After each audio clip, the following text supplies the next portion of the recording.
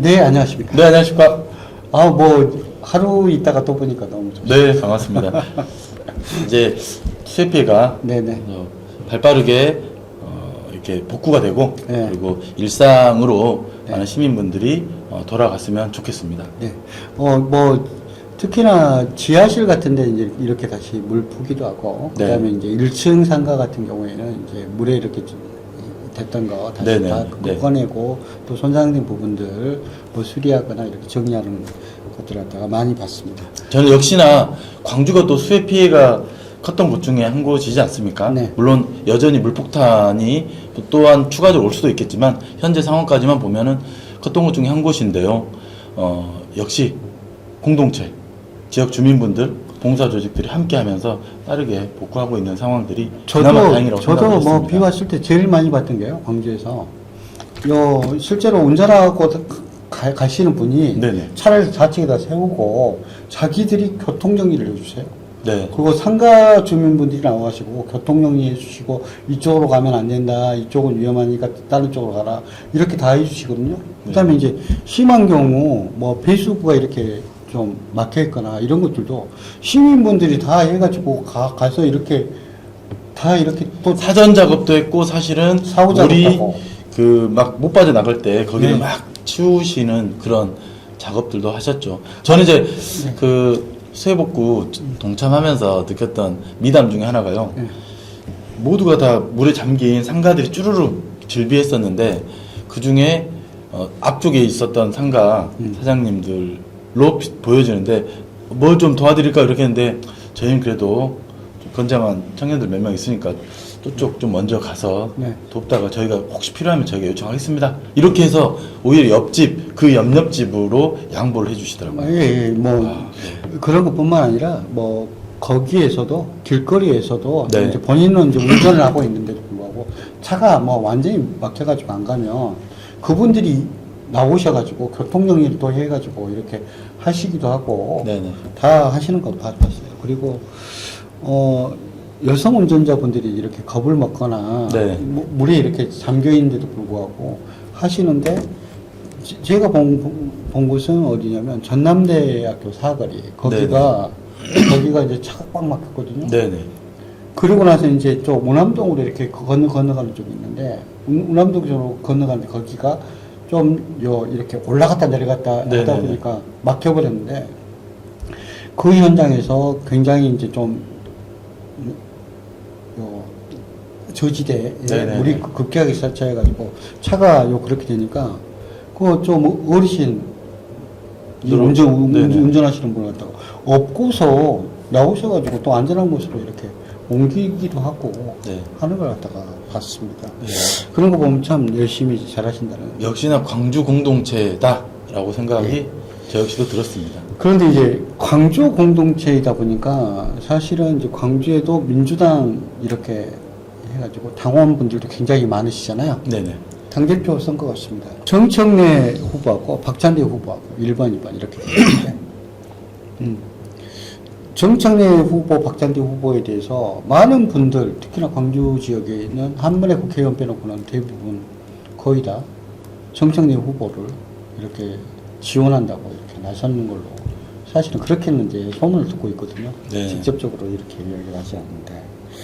저는 이제 수치화를 그렇게 한 것은 그렇게 들어보지 못했지만 네네. 네. 박찬대 후보를 네, 갖다 알겠습니다. 지지하는 국회의원들은 라고 이야기를 하는데, 그럼에도 불구하고 정달성 의원님께서는 정청래 의원 이렇게 열심히 지금 활동하고 계신다고 하는데, 왜 정달성 의원께서는 정청래 의원에게 미래를 본 것인지 네. 그 이야기를 좀 듣고 싶습니다. 저는 우선 두 가지 말씀을 좀 드리고 싶어요. 첫 번째는 저는 이제 두 개 다 시대 정신을 반영하는 내용이라고 좀 보는데요. 첫 번째는 지금 현재 대한민국의 개엄 후 내란 종식이 여전히 진행 중이다라고 네. 하는 측면입니다. 그래서 내란 종식을 중단 없이 드팀 없이 할 강력한 추진력을 가진 당대표가 누가 되어야 되는가가 제가 선택의 기준 중에 하나였습니다. 근데 그걸 갖다가 봤던 것은 실질적으로 법사위원장 할 때 그때 이런 어떤 필이 오신 건가요? 네, 법사위원장 할 때와 탄핵소추위원회를 이끌고 계셨을 때 네. 저는 봤습니다. 네. 그리고 그런 부분들이 이후에 어떤 여러 가지 정치적 메시지를 내는 데서도 그렇고 지금 당대표 후보로서의 후보 공약을 내는 데서 있어서도 그렇고 저는 더 진정성이 좀 느껴져서 네. 정청래 헌법- 후보를 네. 지지하는 바입니다. 헌법재판소에도 참석해가지고 이야기도 하시고, 네. 내용, 팩트도 이렇게 이야기했었고, 그 다음에 이제 윤석열 정권에서 말 안 되는 이렇게 사실은 인사를 했던 거에 대해서도 법사위원장으로 어떻게 보면 탄핵소추에 대한 주역으로서 네. 나가서 이야기도 해서, 예, 실제적으로 국민들은 굉장히 시원했다라고 하는 평가도 있습니다. 그게 자연스럽게 국민들의 여론 안에서도 현재 반영되고 있지 않나 싶어요. 네. 뭐 이제 좀 이따 이야기 나누면서 아마 여론 이야기도 좀 저희 해야 될 것 같은데요.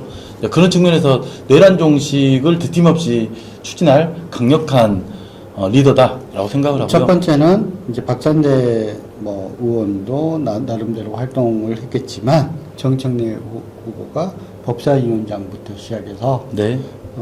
실제로 이제 탄핵소추위원을 하면서 정말 퍼펙트하게 일들을 갖다가 진행했고 그 갖다가 완성해야 될 주자로서는 참 가산점을 줄 수 있다. 첫 번째인 것 같고요. 네.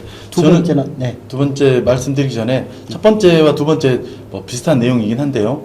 그 전제 중에 우리 사회자님도 말씀하셨지만 두 분 다 훌륭한 그 더불어민주당의 당 대표 내지는 리더다라는 말씀을 전제로 하면서 좀 더 이어가겠습니다. 그 이야기는 민주당 소속이니까 당연한 이야기니까요. 네.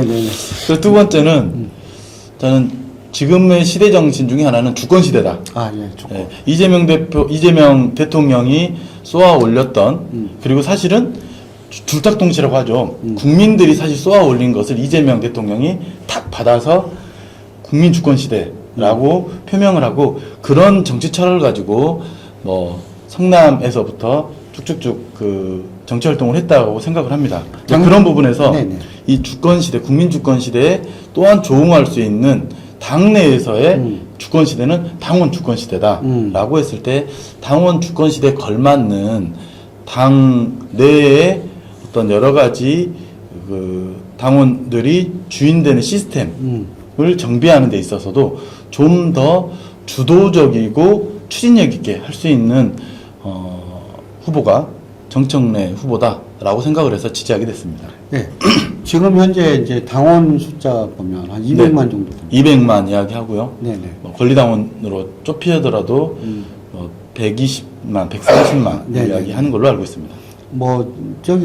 국민의힘당은 돈 많은 정당이라고 해가지고 숫자가 많은 줄 알았더니 한 70만 정도밖에 안 네. 된다고 이야기를 하더라고요. 전 세계적으로 보더라도 공산당을 제외하고는 공산당이 있는 국가들을 제외하고는 제일 많은 당원들을 보유한 정당이죠. 저희 더불어민주당. 당원들이 그렇게 해갖고 사실은 폭증한 거잖아요. 네. 폭증한 이유가 효용성이 있기 때문에 폭증한 거 아닙니까? 전적으로 동의합니다. 예. 그러면 이제 그렇게 해갖고 효용성을 발휘했던 것이 사실은 이재명 후보가 당대표로 나왔을 때 네. 그때 폭발적으로 늘지 않았습니까? 맞습니다. 네. 네. 결국은 시민들 또 당으로 좁히면 당원들이 정치에 참여하고 싶은 마음이 왜 없겠습니까? 네. 사람의 본성 아니겠습니까? 네. 당연히 참여하고 싶은 마음, 주인되고 싶은 마음은 누구나 있다고 생각을 합니다. 그것을 얼마나 이 그릇 안에 담을 수 있는 최소한의 제도를 만들어서 문턱을 낮춰서 그렇게 연결하느냐 하지 않느냐가 정치의 또는 행정의 이 중심에 있는 역할을 하는 분들의 어떤 최소한의 역할이다라고 생각을 하고요. 그런 측면에서 이재명 대통령이 당대표 시절에 그런 문호들을 많이 열어놨고 그것을 더 열어야 된다. 문호를 열고 네. 시스템을 안착화시키는 그 역할을 해야 된다라고 생각을 하고 그 거기에- 책임자가 거기에- 저는 정청래다라고 네. 보는 겁니다. 거기에 정청래 후보가 있다라고 생각하시는 거죠. 네. 그런데 이제 그때 보면 이재명 후보가 당대표가 됐을 때도 가장 큰 문제가 요 당내 기득권이라고 하는 대의원 내게 투표수를 갖다가 얼마 주느냐. 그래가지고 굉장히 센세이션했어요. 1대 60. 네. 근데 근데 지금은 얼마나 변했습니까? 지금 15대 1로 15대 1로 네, 바뀌었습니다. 줄여놨죠. 뭐, 정청래 당대표가 되면, 그 다음 뭐, 할 때는 점점 더 이 비율이 또 줄어서, 뭐 1대 5가 되고, 1대 3이 되고, 1대 1이 뭐 되는 시대를 만들겠다고 해서, 당원 주권 시대라고 지금 이야기하시는 거죠? 전 결국 뭐 동의하고요. 그 디테일의 악마라고 이야기하지 않습니까? 네. 결국은 마지막 점을 찍는 구체적 안이 어떻게 표현돼야 되느냐가 그의 어떤 주의 주장이 실제로 현실 귀결된다라고 하는 진정성을 거기서 엿볼 수 있다고 생각을 합니다. 네. 이제 그런 부분을 봤을 때 대의원 현재 그 15대 1로 되어 있는 것을 1인 1표로 네. 대의원 제도는 유지하되 해서 그 기능은 유지하되 네. 권한과 관련돼서는 국회의원도 한 표, 대의원도 한 표, 당원도 한 표. 저는 이것에 대한 부분이 그 정청래가 주장하는 그 당원 주권 시대를 여는 그 핵심적인 내용이라고 생각을 합니다. 그래서 이제 결국은 그렇게 된 어떤 시스템을 갖다 바꾸는 것이 당원들이 생각하고 좋아하는 또는 이 사람이면 우리의 대의를 갖다가 맡길 수 있다라고 하는 그 사람들에 대해서 당원들 손으로 이렇게 뽑게 하는 것이 최종 목표인 것 같아요. 그러죠. 당원들이 직접 뽑아서 그 결과값을 당원들이 느끼게 하는 그 효능감, 네. 효능감 있는 정치를 해야 된다. 다시 말해 참여의 정치, 당원이 주인이 되는 정치를 하는 것이 목표다. 그게 바로 정청래다라고 생각을 합니다. 그러니까 당원 주권이라고 했던 내용들의 핵심은 결국 그거겠네요. 당원들이 원하는 사람을 당원이 뽑을 수 있도록 네. 그 사람이 당의 대표도 되기도 하고 당의 후보도 되게 하는 그런 시스템을 갖다가 만드는 데서 정청래에게 미래가 있다. 네. 8월 2일 당대표 결과가 어떻게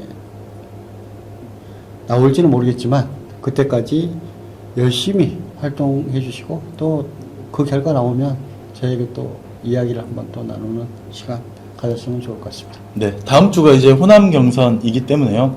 그 전에 또 이야기 나눠도 좋을 것 같습니다. 네, 감사합니다. 네, 고맙습니다.